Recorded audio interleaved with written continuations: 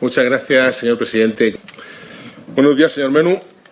Sea bienvenido al Senado y a esta comisión de investigación. Buenos días, señor. Desde el Grupo Parlamentario Popular le informamos que nuestro único objetivo es conocer la verdad sobre las responsabilidades políticas que se puedan derivar de las investigaciones actualmente en marcha por la UCO y la justicia en relación con el rescate de Air Europa. Por tanto, vaya por delante que usted no está siendo investigado, que nosotros no discutimos en absoluto su presunción de inocencia, pero sí le advierto su obligación legal de decir la verdad en relación con aquellos hechos que usted pudiera conocer. Pues debo advertirle que antes ya han venido por aquí otros comparecientes que entraron a esta sala igual que usted y al día siguiente su situación procesal cambió de forma muy negativa para los mismos por lo que mintieron o por lo que callaron. Y entrando ya en materia, señor Menú, tengo que empezar por preguntarle en relación con su vinculación contractual con Globalia. Ha dicho usted que terminó a comienzos de 2020.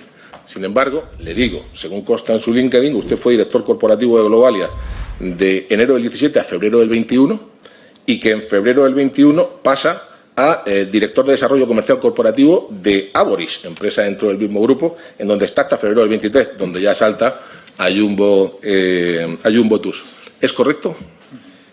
Lo que no es correcto es que en el mes de abril entré en el ERTE al 100%, por lo tanto, a pesar de que mi vinculación contractual por las características del ERTE seguía ligado a la empresa, mis funciones cotidianas y mi presencia en la compañía habían desaparecido. Hasta abril de 2020. Exactamente. Correcto. Si mal no recuerdo, perdóneme la fecha, debe estar mi contrato del ERTE muy bien fijado en la fecha que dejé de ir a la oficina. Estaba usted dentro de lo que se consideraba el núcleo de dirección importante de la compañía. De hecho, la web preferente, septiembre del 17, lo situaba usted como uno de los dos ejecutivos más ascendentes dentro de la corporación e incluso Forbes, en septiembre del 20, lo califica usted como uno de los 10 principales ejecutivos de la compañía en las áreas que usted ha dicho, desarrollo internacional de negocio e innovación. ¿Es todo esto correcto? Participaba del comité de dirección integrado por 10 personas, como usted dice, señoría. Muy bien. En virtud de esas responsabilidades del trabajo que usted desempeñaba, lo ha reconocido. Usted tenía una relación personal cercana con Hidalgo. Ha dicho usted que incluso que lo consideraba su amigo. En ámbitos empresariales así se conoce de forma general esos viajes que hacían juntos, al más alto nivel, autoridades mexicanas, en Brasil con Jair Bolsonaro. En México no he estado nunca con el señor Hidalgo, perdone. Pero en Brasil con Jair Bolsonaro sí, y en Nicaragua con el comandante Daniel Ortega también. Y con muchos otros presidentes. Bien, en relación de esa cercanía, ¿sigue usted teniendo contacto con el señor Hidalgo? No el que tenía antes.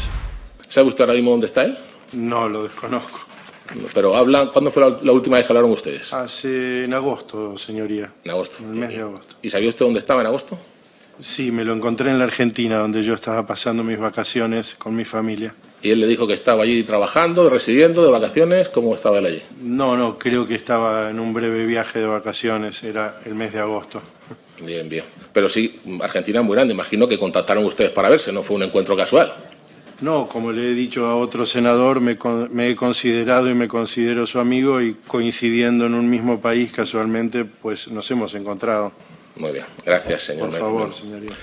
Vamos a ver, ¿cuál fue su papel en la firma del contrato 17 de septiembre del 19? Estaba usted en ejercicio de sus funciones, área internacional, por el cual Globalia le encomienda al señor Víctor Aldama la recuperación de los 200 millones de euros que le debe el gobierno de Venezuela. Ninguna, yo no lo conocía al señor Aldama en esa época, lo conocí mucho más centrado el 2019. Y estamos hablando de septiembre del 19. Perdón, entendí enero del 19. ¿Septiembre del 19? Septiembre del 19, sí, ya creo haberlo conocido al señor Aldama en las oficinas de Globalia. ¿Usted lo conoció en las oficinas de Globalia? ¿Quién se lo presentó? Creo que nadie, él mismo. Se presentó como asesor a algunos de los directores que trabajábamos en el comité de dirección. ¿Y sabe usted en base a qué motivos o a qué méritos se contrató al señor Aldama para negociar esta deuda con Venezuela? No sé si lo contrataron para la deuda de Venezuela. La primera información que a mí me consta era que habían realizado un viaje a México para una potencial ruta aérea, lo cual a mí no me cayó nada bien porque era parte de mis funciones como empleado permanente de la compañía, y el enterarme que había asesores nuevos en esta potencial ruta de México, pues... en las oficinas de Globalia con el señor Aldama se hablaba de sus buenas relaciones con el gobierno venezolano. Él lo comentaba, que él tenía acceso a las altas instancias del régimen de Maduro. No, en el 2019 yo no recuerdo que él mencionara a ningún gobierno en particular, y sí a sus buenas relaciones. ¿Y con usted habló alguna vez de esa deuda de los 200 millones de euros? conmigo particularmente no ha hablado. Puede ser que yo haya participado en algún grupo en donde él haya hablado sobre el tema. ¿Y qué hablaba él sobre el tema? No, nada que yo recuerde particular de esa deuda. Usted. No. Bien. Oiga, y cuéntenos, ¿cómo es posible que lo contrataran ustedes en septiembre del 19, pero desde 10 meses antes ahí consta una carta del ministro venezolano de Economía, Simón Cerpa, en la que les dice a ustedes, oiga, les proponemos pagar los 200 millones de euros en combustible, en repostaje de los aviones de Air Europa cuando aterricen en Venezuela, tal y como lo hemos dicho al señor Hidalgo padre y al señor Aldama, su representante, desde 10 meses antes, y el contrato es de 10 meses después? ¿Cómo se explica esto? ¿Está usted allí, al pie del cañón? No estaba allí y desconozco las vicisitudes que usted me comenta de potenciales pagos de Venezuela. La parte financiera o cobro de deudas, como se imaginarán, no está en el área de desarrollo de negocio internacional. Y no se acuerda usted de nada de lo que oía en esas reuniones sobre este asunto, ¿verdad? No, es que yo no participaba de esas reuniones, ha dicho usted que estaba presente en esa reunión, ahora no participa. Comité de dirección, no del señor Hidalgo, lo que usted comenta del señor Hidalgo que haya comentado, ahí no estuve. ¿Usted no se acuerda de nada de lo que se habló en el comité de dirección sobre la deuda de los 200 millones? En el comité de dirección no se ha hablado de la deuda. Vaya, 200 millones y no se habla nada. Muy bien. Díganos, el señor Aldama, cuando usted hablaba con él o participaba usted en esas reuniones en las que usted no se acuerda de nada, ¿se hablaba de las buenas relaciones del señor Aldama con el Partido Socialista, con el señor Sánchez, con el señor Ábalos, con el señor Koldo? ¿Ha hablado usted alguna vez esas conversaciones por referencias? Nunca mencionó a ningún nombre en particular el señor Aldama que yo recuerde del gobierno. ¿Cómo definiría usted la relación entre Aldama y Javier Hidalgo? Correcta. Javier es una persona muy particular, muy seca para sus relaciones. No podría calificarla más que... Pues oiga, para ser correcta, parece que la confianza entre ellos no es que fuera mucha, sino que era máxima, porque le encomendaron ustedes nada menos que la gestión del cobro de los 200 millones de euros que les debía Venezuela y la gestión del rescate con el gobierno de España por 615 millones de euros, 815 millones de euros. Algo de cercanía parece que denotan, pero es que es más, a la inversa, Aldama le encomendó a ustedes, a Air Europa, posiblemente tenga usted que ver con esto porque era tráfico internacional, el transporte de las mascarillas de la trama Koldo en un momento tan delicado como la pandemia. 30 de marzo del año 2020, 2,1 millones de euros, contrato firmado entre Soluciones de Gestión, la empresa Aldama, y ustedes, por un lado. Incluso Aldama, para tener esa relación tan seca y tan correcta con Hidalgo, le consiguió a Hidalgo Costa, en autos, un carné de conducir sin que Hidalgo tuviera, carné de conducir español, nuevecito, sin que Hidalgo tuviera que pisar ni una oficina de tráfico ni un centro médico para ello. ¿Usted esto lo ve como algo así seco y correcto o denota que más bien hay mucha confianza? Por lo que usted cuenta, que yo desconozco, parecería tener más confianza, pero repito, es una empresa muy grande, son los propietarios muy discretos en sus relaciones y la información que yo disponía era de mi departamento de desarrollo internacional de negocio, ni de cobro de deudas ni de relaciones con el gobierno de España. Bien, pues vamos ahora con Guacalúa, la empresa para la que trabajó la señora Leticia Lofer, dependiente jerárquicamente de usted, ya contado los orígenes, a través primero de Barrabés, primero era un lab, luego se decide que es un hub cuando se incorpora a Globalia, con las conversaciones con la Organización Mundial de Turismo, hasta ahí estamos todos de acuerdo. Díganos, eso era Guacalúa, ¿verdad? Sí surgió, ese era su objetivo. El primer objetivo era un trabajo de innovación interna, como le digo, para intentar acortar una brecha muy grande que existía entre las plataformas digitales turísticas y las empresas tradicionales del sector.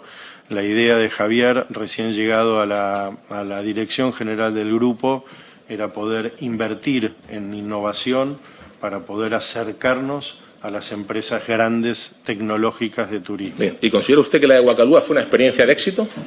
Yo considero que sí, lamentablemente truncada por el COVID, pero tuvimos la oportunidad de descubrir 15.000 startups de 150 países, si no mal no recuerdo, y con un gran jurado internacional poder elegir las 100 mejores. Bueno, pues para ser una experiencia de éxito, le digo que según las cuentas depositadas en el registro mercantil de la sociedad durante los años que estuvo activa, porque de marzo del 23 consta que está inactiva, ingresó 466.000 euros y tuvo unos gastos de 960.000, es decir, unas pérdidas consolidadas de 534.000 euros, más de medio millón de euros que salía directamente de los riñones de Globalia.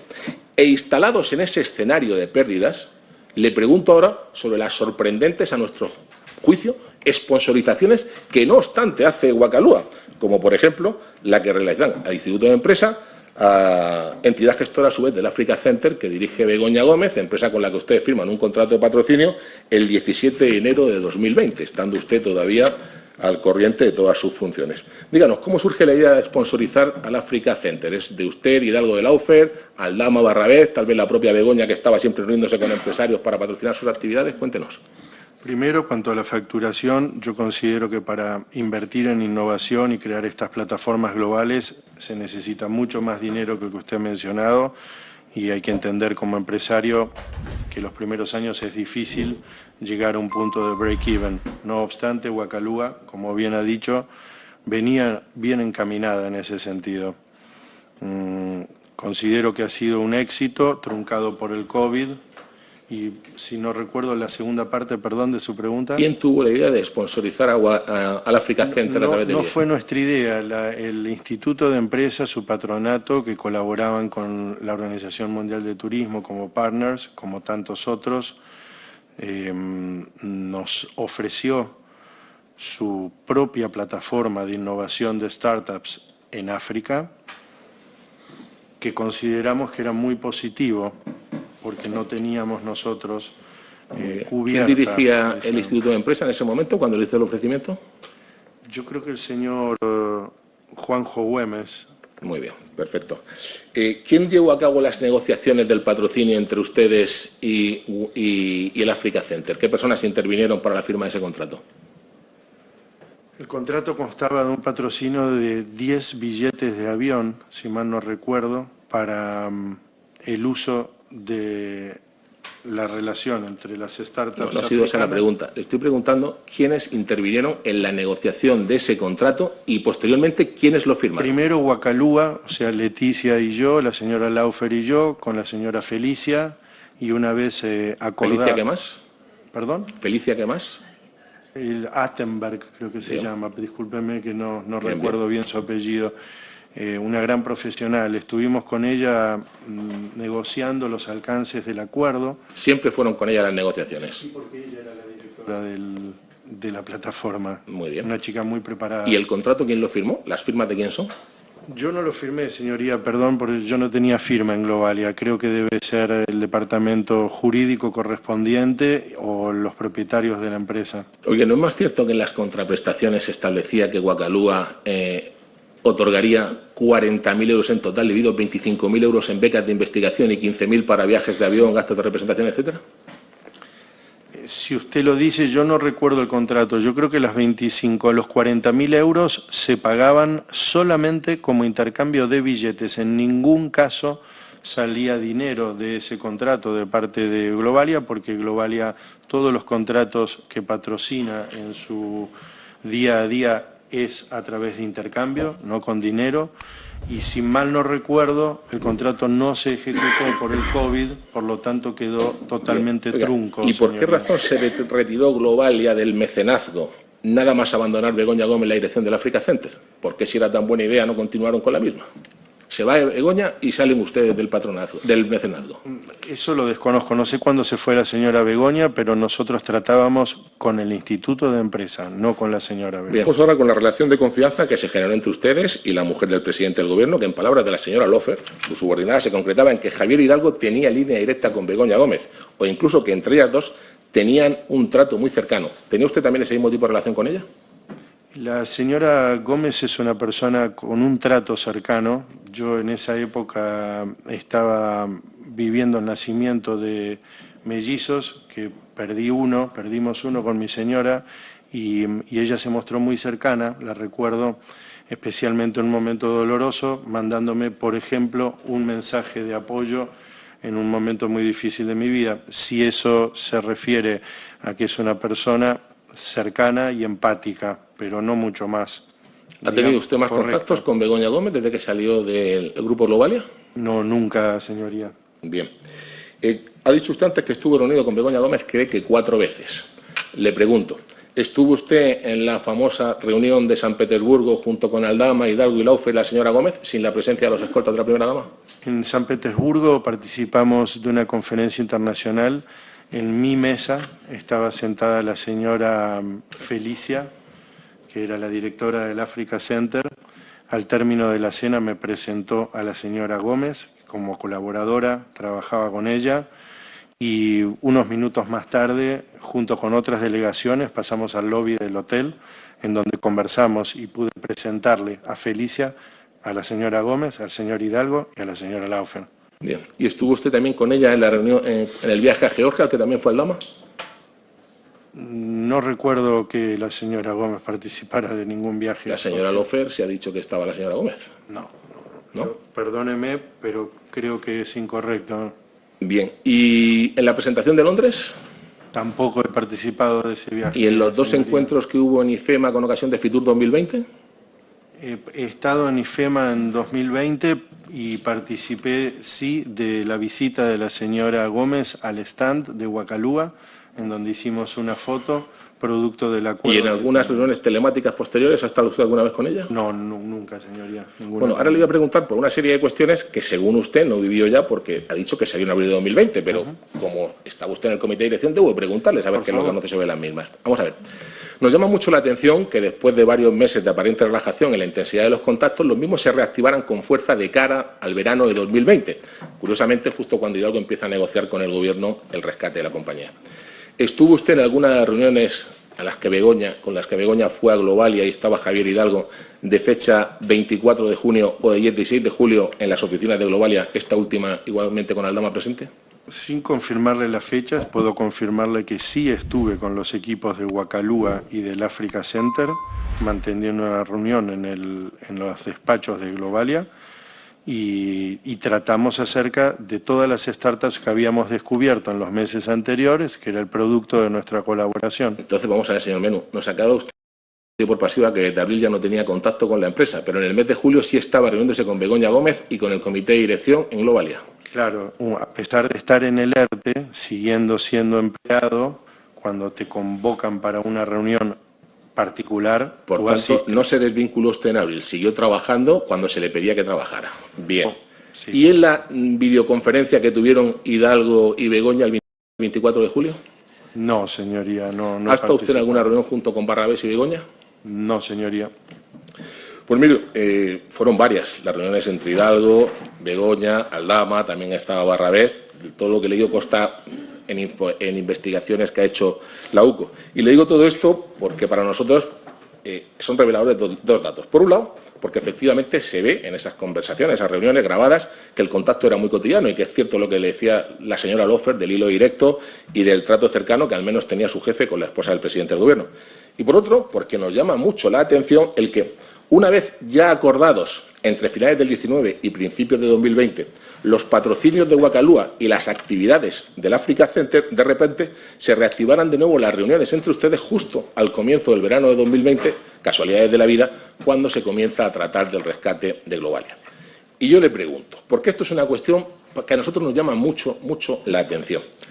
¿Qué pintaba Aldama en todos esos encuentros con Begoña Gómez, con la que se supone que ustedes innovaban turísticamente cuando a este señor le habían contratado para que les cobrara una deuda de 200 millones con Venezuela o para que les gestionara el rescate del Gobierno de España de 615 millones? ¿No será porque lo que de verdad hacían era requerir de la influencia de la esposa de Sánchez para que su marido acelerara los trámites en estos asuntos? Señoría, que yo recuerde, el señor Aldama no participó en nuestra reunión de Huacalúa y Africa Center para revisar las startups que he mencionado en junio, si usted dice. No participó en la que usted dice que estuvo, porque consta que hubo más.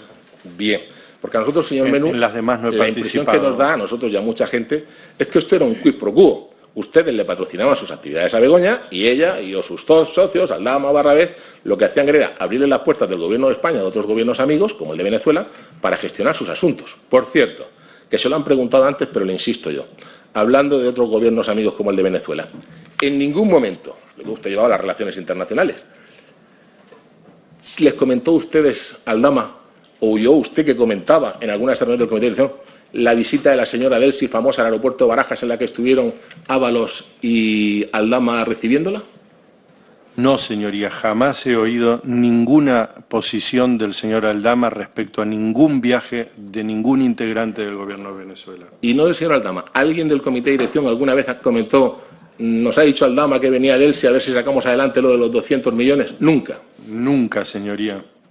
Se lo digo porque es que hay conversaciones grabadas y nos llama la atención entre Aldama y Delcy 2 días después de la visita de esta, felicitándose de que todo saliera bien en el viaje y que le pedía a Aldama a Delcy que le trasladara a Maduro que después de que Ábalos, después de lo que había hecho, había que cuidarlo. Sí, esto como muestra de la confianza que había entre ellos. Y claro, si existía esa confianza y ustedes le habían encomendado 200 millones, para nosotros parecería lógico pues que les hubiese dicho algo. Usted dice que no, nosotros no lo ponemos en duda. Sigamos y vamos a centrarnos ahora ya directamente en lo que es el rescate de Air Europa. Cuestión sobre la que queremos dejar clara una cosa. Aquí no estamos discutiendo de si procedía o no el rescate. Aquí lo que estamos hablando es de cómo se gestó el mismo y de las condiciones en que se dio, que es donde nosotros entendemos que es donde están las irregularidades. Insistimos, y se lo digo de verdad con consideración, porque mire usted que los móviles los carga el diablo. ¿En algún encuentro en el que estuvo usted con la señora Gómez se habló del rescate? No, señoría. Muy bien.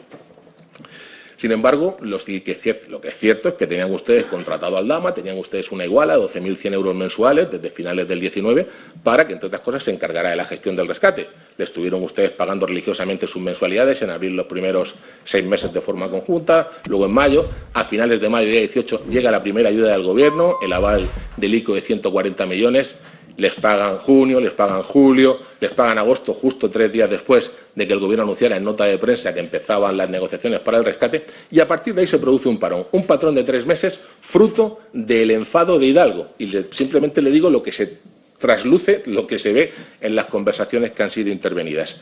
Resuelto finalmente el rescate en fecha 3 de noviembre, por importe de 475 millones de euros que presta la SEPI a través de 2 préstamos, uno participativo de 240 millones y otro ordinario de 235, resulta que ya 3 días después, el día 6, le pagan ustedes a Aldama las 3 últimas mensualidades de la iguala y, muerto el perro, supuestamente se acabó la rabia, porque lo que consta en facturas es que ustedes le pagaron 157.000 euros y que a cambio ustedes se llevaron los 615 millones de euros entre avales y préstamos. ¿Hasta ahí es todo correcto, según lo que usted conoce?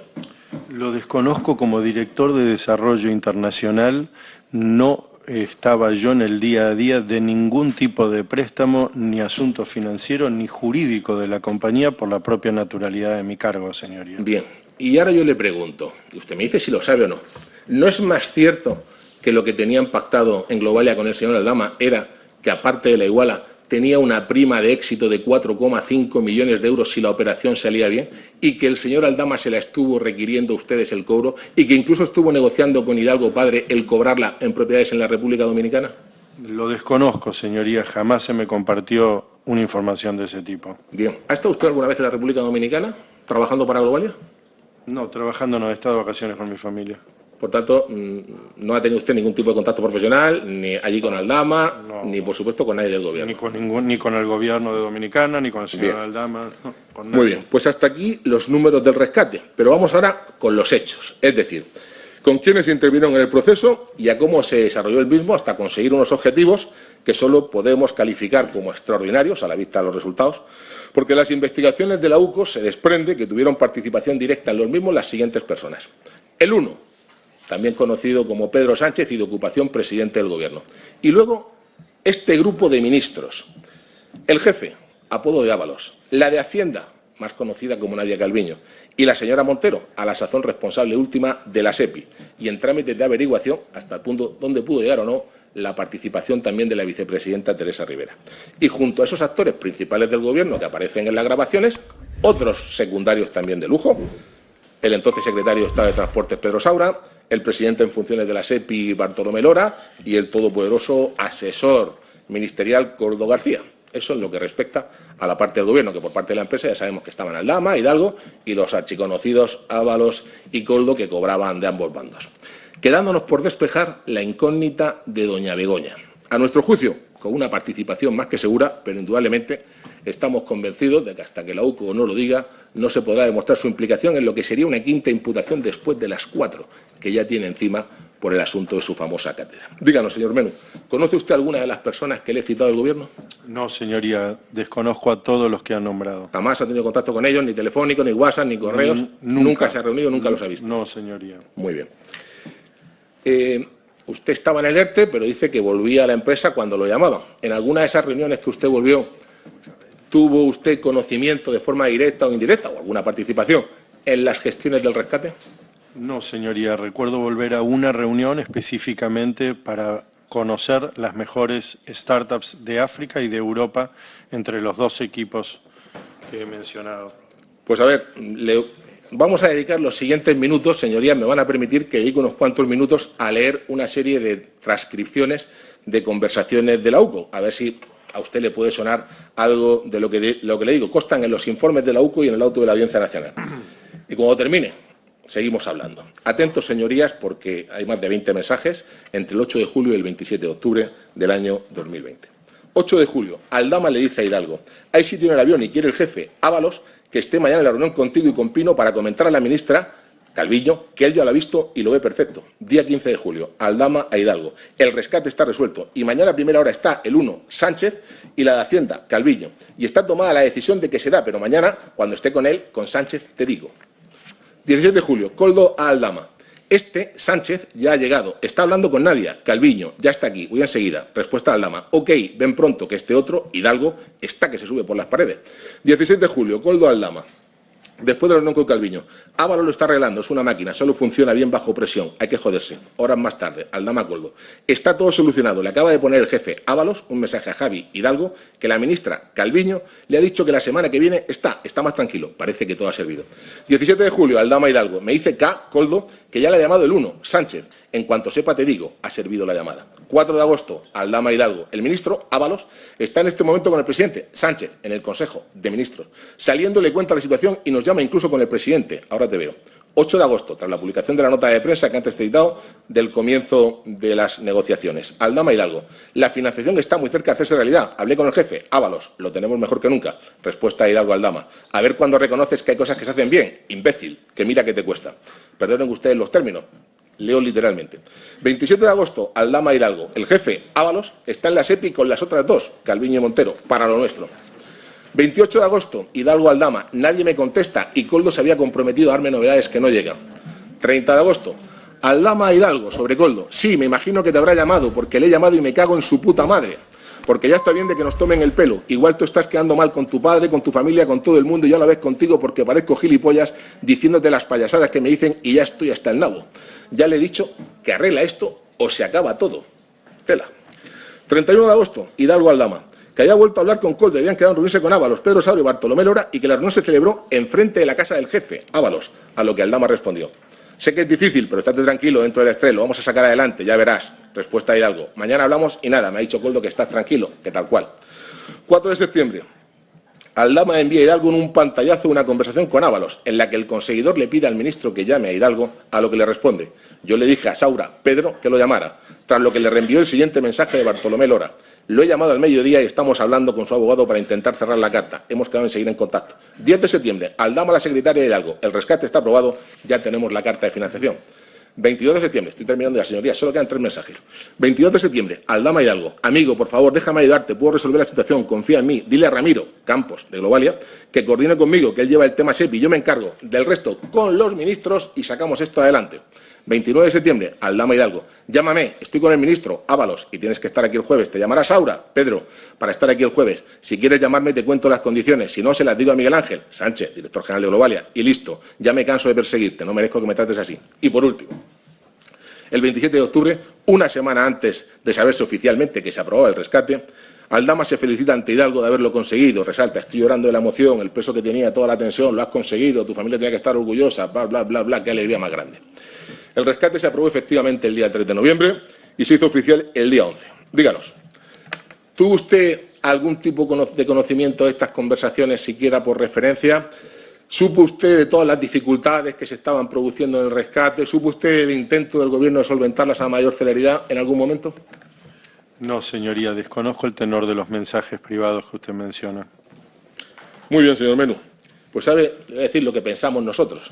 Que todo esto solo fue posible gracias a la perpetración de un colosal delito de tráfico de influencias, en lo que es otro caso más de corrupción del Partido Socialista, cuyos altos cargos, presidente y ministros incluidos, se confabularon en comandita para sacar adelante una operación en la que tenían intereses económicos directos Ábalos, mano derecha de Sánchez, y muy probablemente otros muchos más de los que he citado, incluidos Begoña Gómez y el propio PSOE. Porque, señorías, como es público y notorio, aquí hubo unas cuantas personas del Gobierno socialista que recibieron dinero, beneficios o dádivas por hacer valer indebidamente su poder o influencia sobre funcionarios públicos para que estos o dieran trato preferente o no hicieran lo que debían en el ejercicio de sus funciones, lo que se plasmó en una resolución sin precedentes en beneficio de un tercero, Air Europa en este caso, que es justo donde se concreta este delito. Y a explicar todo ello, ahora vamos, señor Menú y señorías. ¿Se cumplieron o no se cumplieron los requisitos para acceder al rescate? Pues miren, si escandaloso ya resulta todo lo dicho hasta ahora, con esas conversaciones transcritas de auténtica pornografía política, reflejo de la profunda sinvergonzonería de algunos de los interlocutores, lo más grave viene a continuación, pues la forma y términos en que se concedió el rescate no hacen sino confirmar hasta dónde llegaba la desvergüenza con la que actuaba la trama. Le voy a hacer 4 preguntas y le pido que me responda lo que sepa al final de las mismas, por favor. Primera, ¿por qué se empezó por el ICO, pero se pasó después a la SEPI para articular el rescate? ¿Qué problemas hubo a lo largo de los 6 meses que mediaron entre mayo del 20 y la entrega del aval del ICO de 140 millones y el mes de noviembre y la concesión del rescate por la SEPI por los 475 millones de euros de rescate? ¿Qué se habló en aquellas conversaciones veraniegas entre Sánchez, Calviño, Ábalos, Montero y algunos de sus subordinados? Y ponemos estas preguntas en relación con todas esas conversaciones que acabo de citar, en las que Hidalgo desde 1 de julio se le estaba diciendo que estaba todo ya resuelto, así como de los múltiples problemas que al parecer empezaron a surgir a partir de entonces. ¿Cuáles eran? ¿Qué pasó realmente? ¿Por qué tanto interés del Gobierno en solventarlas con tanta prisa? Segunda pregunta. ¿Por qué el rescate se articuló mediante 2 préstamos distintos de la SEPI en lugar de una sola operación, como habría sido lo lógico, al haber una única petición? Tal vez para dividiéndolos resulta quedar así por debajo de los límites de control establecidos por la Comisión Europea y evitar su supervisión de la operación ante los sospechosos de la misma. Tercera pregunta. ¿Cómo es posible que si, según las normas del Fondo de Rescate, los fondos debían entregarse a empresas no financieras, es decir, productivas, en este caso el rescate, la beneficiaria, fue precisamente una sociedad de tipo financiero, Air Europa Holding SLU, propiedad únicamente de Globalia, constituida solo un año antes de la concesión del dinero público, 2019, y que al final de ese ejercicio no tenía ni empleados ni ingresos? Y cuarta pregunta. Si para poder ser beneficiarios de los rescates las empresas debían estar al corriente de sus obligaciones fiscales a 31 de diciembre de 2019, ¿cómo es posible que el mismo se concediera cuando consta acreditado que Globalia le adeudaba 5,8 millones de euros a Hacienda por cuotas del IVA impagadas precisamente de Air Europa? ¿Tiene usted respuesta para alguna de estas preguntas, señor Menú? Señoría, mi cargo no era ni de director financiero, ni de director jurídico, ni de director general de la compañía. Mis funciones de desarrollo internacional hacen imposible conocer las vicisitudes que usted describe. Lo lamento. Gracias, señor Menú. Gracias a usted. Después de esas 4 preguntas sobre cómo se articuló el rescate, tenemos otras 3 más, y debemos seguir, en este caso, sobre las condiciones tan inusitadamente generosas en las que se concedió el mismo. Y aquí también paso a formular las 3 y le ruego que me responda a continuación. Primera, a Air Europa se le tramitó y resolvió su expediente en un tiempo récord. En menos de 3 meses lo tuvo resuelto. 5 veces menos tiempo que las restantes 29 empresas que lo solicitaron. El segundo más veloz, el de Duro Felguera, tardó 8 meses y el resto de ahí para arriba hasta los 18 de Abengoa. ¿Por qué tanta celeridad?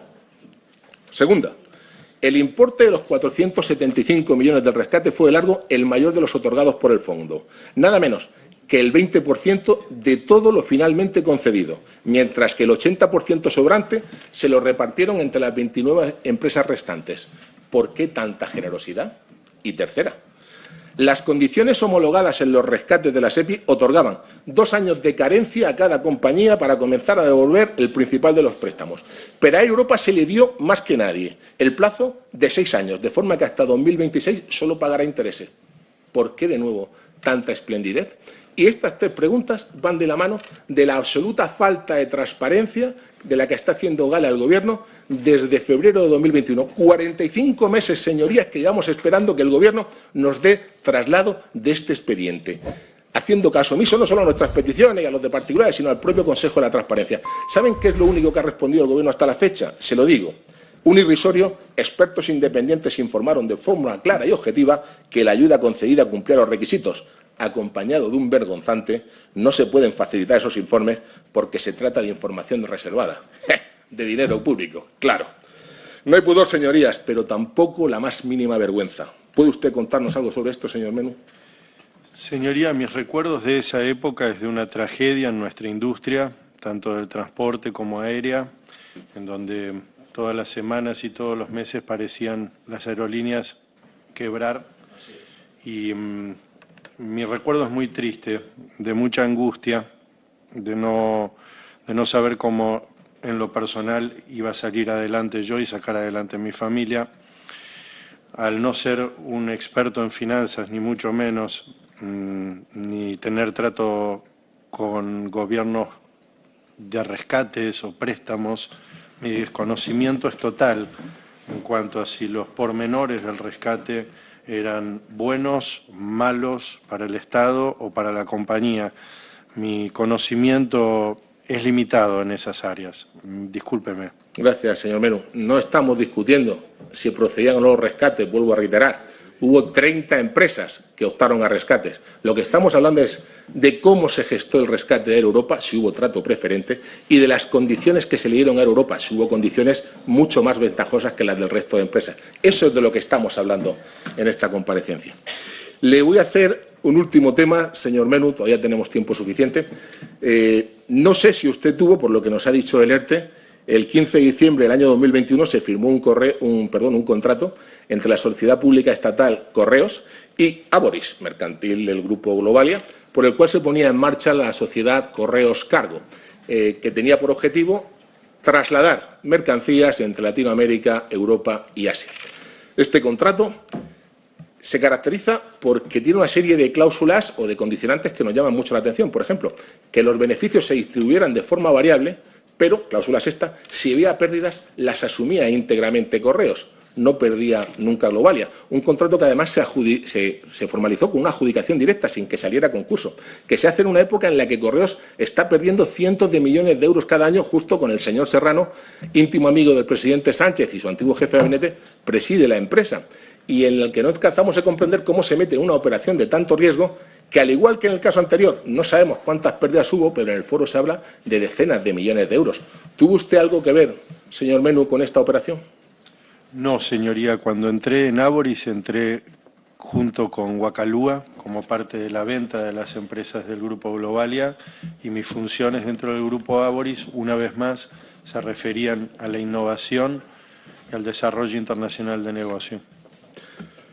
Muchas gracias, señor Menú. Pues en lo que a usted respecta, ha terminado lo que es el interrogatorio que queríamos hacerle. Gracias, señoría. Pero ya para concluir, en todo caso, señorías, señor presidente, como conclusión, queremos decirle que desde el Partido Popular denunciamos públicamente que existió una connivencia directa entre Aldama e Hidalgo para, por medio de los buenos oficios del primero con las altas instancias gubernamentales del PSOE, conseguir el rescate de Europa en unas condiciones económicas sumamente ventajosas para esta empresa, desde luego infinitamente mejores que las que consiguieron finalmente las 29 sociedades restantes que lo solicitaron. Y además, que la operación fue planificada, orquestada y ejecutada con el apoyo directo, por un lado, de Begoña Gómez, nexo fundamental de la trama por su acceso directo vía marital al presidente Sánchez, quien se implicó personalmente en esta actuación, y por otro, con Ábalos, alter ego entonces del presidente, su recadero Coldo y el resto de ministras implicadas, Calviño y Montero, al menos, así como sus subalternos. Señorías, estamos ante un delito de tráfico de influencias, acompañado de cohechos, prevaricaciones y quién sabe cuántas sinvergonzonerías más. Y el mismo ha sido perpetrada por una trama de corrupción organizada desde las altas esferas del Partido Socialista. Recuerden que el mayor caso de corrupción conocido en Europa hasta la fecha es el de la trama de los ERE, con más de 700 millones de euros defraudados a los parados andaluces por parte de los socialistas de aquella comunidad autónoma.